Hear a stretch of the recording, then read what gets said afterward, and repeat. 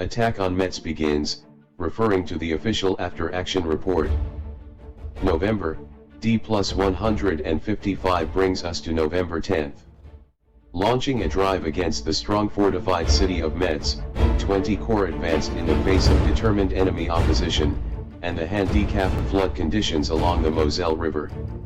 The 5th Infantry Division jumped off first, with a strong attack, followed shortly by coordinated drives of the other divisions of the Corps.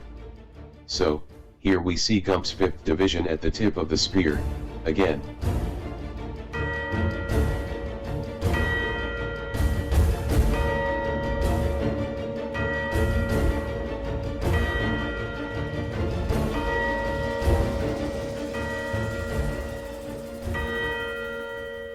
On November 10th, K Company stages in Novient for another crossing of the Moselle. This begins its assault on Fortress Metz. Note the assault boat landing area that can be seen in the following video footage.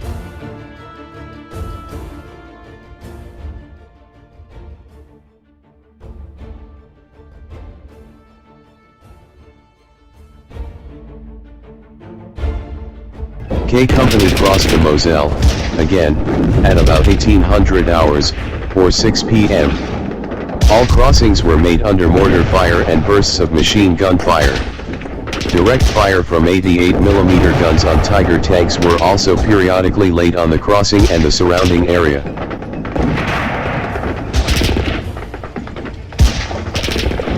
Notice from this map that Gump's 5th Division is approaching Metz from the southern flank.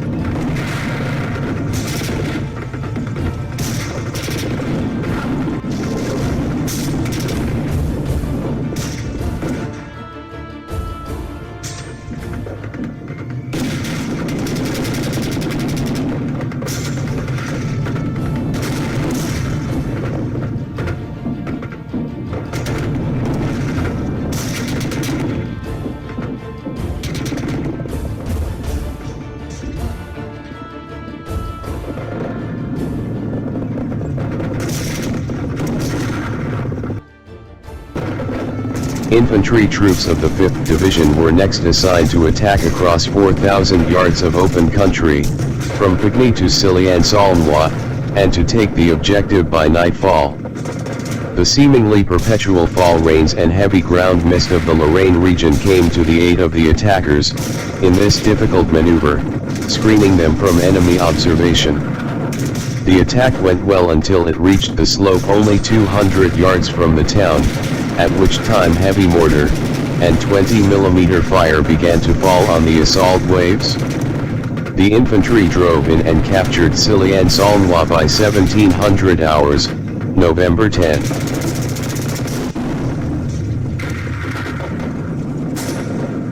The after-action report states, by November 12, reinforcements were coming to the Third Army at the rate of 1,800 per day, and continued at that rate for more than a week.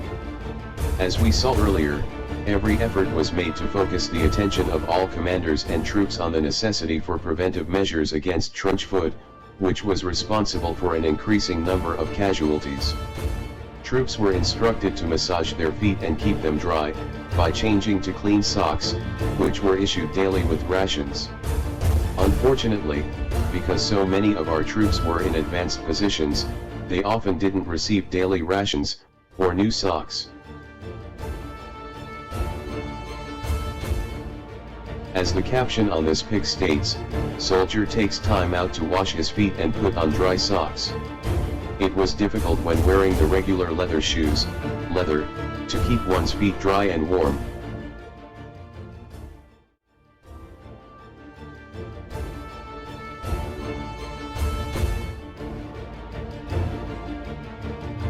The U.S. Army, in the summer and early fall, was so successful in its drive east through France, consensus among American leadership was that they would be celebrating Christmas in Berlin.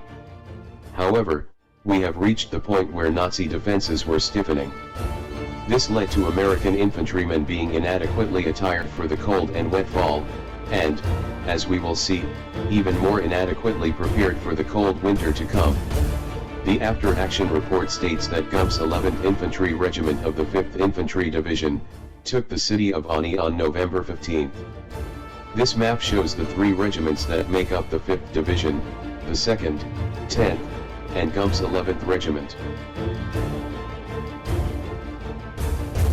As the dreary, wet November days wore on, the Lorraine region lived up to its reputation as the rainiest in France. The 20th Corps, limited as it was in many important supply categories, notably heavy caliber ammunition, faced a foe, well supplied with food and shells, behind a steel and concrete fortification, and under orders from his Führer, to live or die for the fatherland.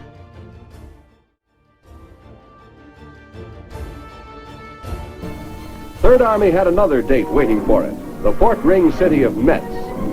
The Germans made it their showpiece. It was advertised as the impregnable, unbeatable stronghold of the master race. The town had never in modern history been taken by assault.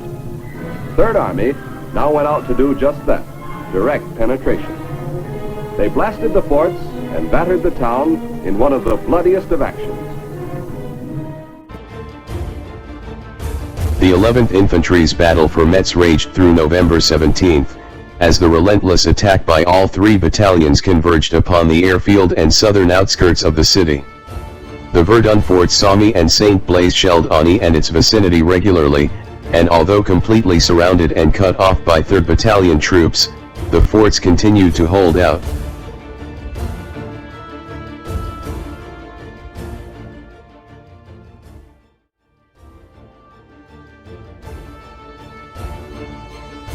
The regiment history book, the RHB, notes that Fort Somme and St. Blaise were shelling the attacking 5th Division.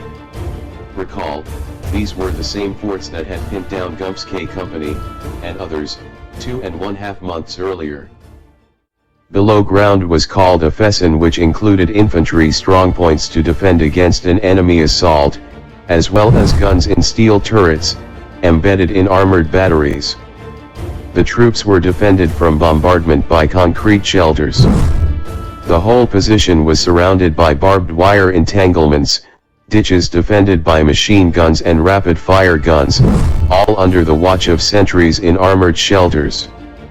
Underground tunnels connected each position. Electric lighting illuminated the interior, and the troops had fresh water, ventilated air, heat, good food, and clean sanitary facilities.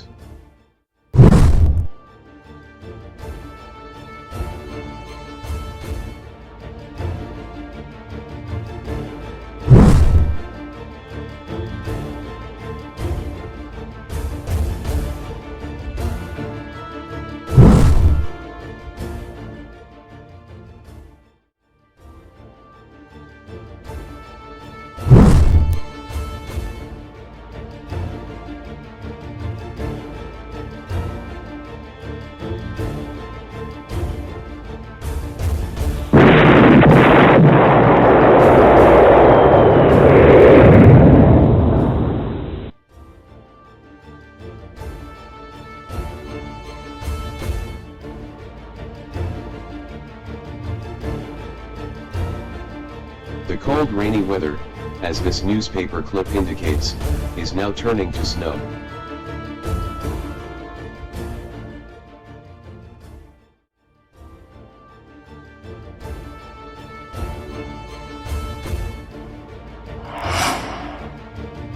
The pincer attack of the 95th and 5th Divisions.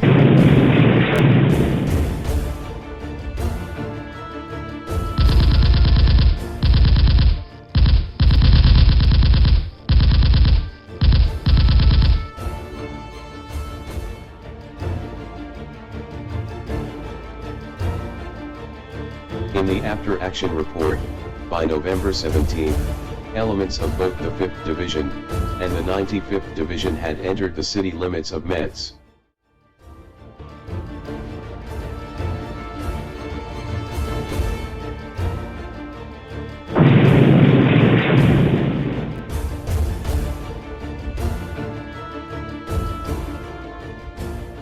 The next day, November 18th, the battle for Metz was well underway. Gumps and 3rd Battalion units, with tanks, were engaged in heavy house-to-house fighting. The principal problem was to get into Metz before the majority of our fighting troops were evacuated, because of trench foot and exposure. It was estimated that 40% of the initial strength became casualties to trench foot. One battalion, for example, reported that 70% of its casualties were from trench foot. Nevertheless, the 5th Division Infantry began now to seize fort after fort in lightning thrusts.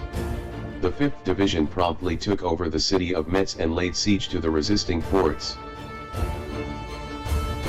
This map depicts the 5th and 95th Divisions at the southeast corner of Metz, at 2 p.m. on November 19th.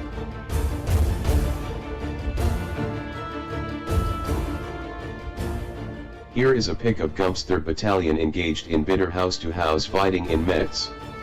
3rd Battalion's K Company were patrolling the streets of Metz and mopping up pockets of resistance and enemy stragglers. All enemy divisions resisting the 3rd U.S. Army's offensive suffered heavy losses in the week previous, some to such an extent that they became mere remnants. Despite reinforcements, it was estimated that at this time, the enemy had the equivalent of 7 divisions opposing the 3rd U.S. Army, one less than during the previous week. It was evident that the enemy viewed the situation in the west as approaching a critical stage. Keep this in mind as we approach the month of December.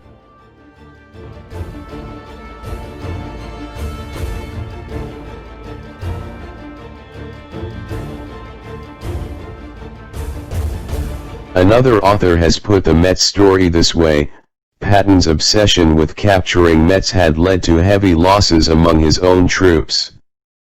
His arrogance and impatience had contributed greatly to the heavy casualties.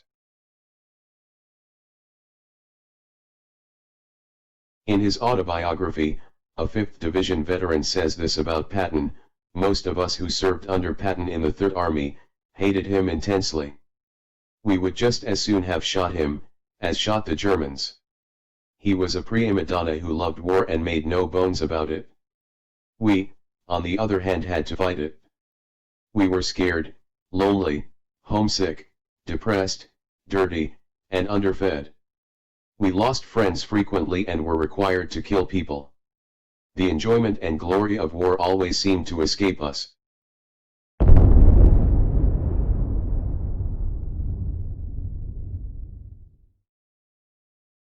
The principal problem was to get into Metz before the majority of our fighting troops were evacuated, because of trench foot and exposure. It was estimated that 40% of the initial strength became casualties to trench foot. One battalion, for example, reported that 70% of its casualties were from trench foot. Nevertheless, the 5th Division Infantry began now to seize fort after fort in lightning thrusts. Ultimately, the 5th Division did take over the city of Metz, and laid siege to the resisting forts. But, much more to the story before we get to that point. On the morning of the 22nd, a shower of mortar shells and hand grenades rooted out the last stubborn groups of the Metz garrison. The city was reported entirely clear at 14:35 hours on the 22nd of November, 1944. The 20th Corps conquered Metz at a time when every factor of weather, terrain, and supply favored the defenders. It was written that, quote, General Mudd and his lieutenants rain, snow, and cold, end quote, were aligned on the side of German arms. Trench foot, as was stated earlier, was an ever-present specter, sitting alongside the soldiers in their flooded foxholes. And, as the dreary, wet November days wore on, the Lorraine region, lived up to its reputation as the rainiest in France. The 20th Corps, limited as it was in many important supply categories, notably heavy caliber ammunition, faced a foe, well supplied with food and shells, behind his steel and concrete fortification, and under orders from his Führer, to live or die for the fatherland.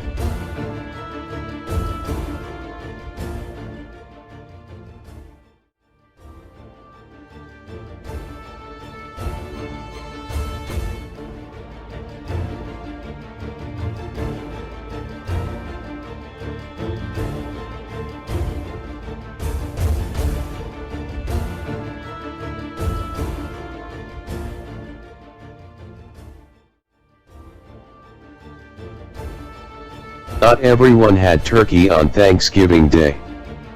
But, by the following Sunday, November 26, Gump's 3rd Battalion of the 11th Infantry conquered the Verdun group of forts.